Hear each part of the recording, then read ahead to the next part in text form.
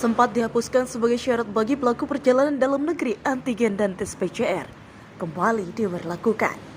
Hal ini tertuang dalam aturan terbaru, di mana disebutkan penumpang yang bebas dari pemeriksaan antigen, yakni hanya penumpang yang telah menerima vaksin booster atau vaksin dosis ketiga.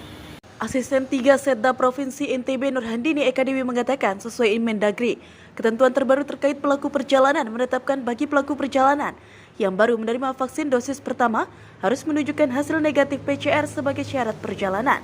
Sedangkan bagi penumpang yang sudah menerima suntik vaksin dosis kedua harus dapat menunjukkan hasil negatif rapid antigen.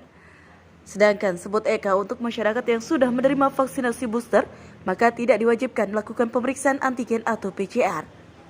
Sementara itu untuk penumpang yang dalam kondisi sakit atau memiliki penyakit komorbid tetap harus menunjukkan hasil PCR dan surat keterangan rumah sakit.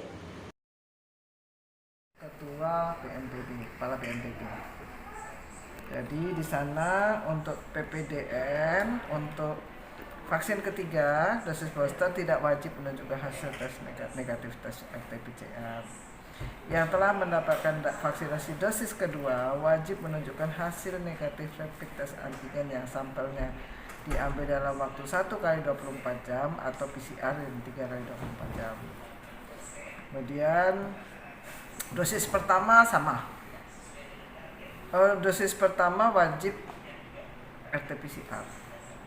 Dosis pertama. Nah, kalau dia yang punya kesehatan khusus atau penyakit komorbid ya, itu diambil tes RT-PCR dan keterangan dari rumah sakit. Kalau yang sakitnya udah dari dulu kan sama aturannya tidak berubah. Yang berubah itu yang vaksin aja. Jadi yang sekarang yang bebas tanpa rapid test antigen adalah yang booster. Langkah ini dilakukan sebagai upaya menekan penyebaran COVID-19 serta menjaga kondisi perkembangan kasus COVID-19 yang saat ini terpantau tengah dalam keadaan melandai dan terkendali. Lala Anjani, Lombok TV, Mataram.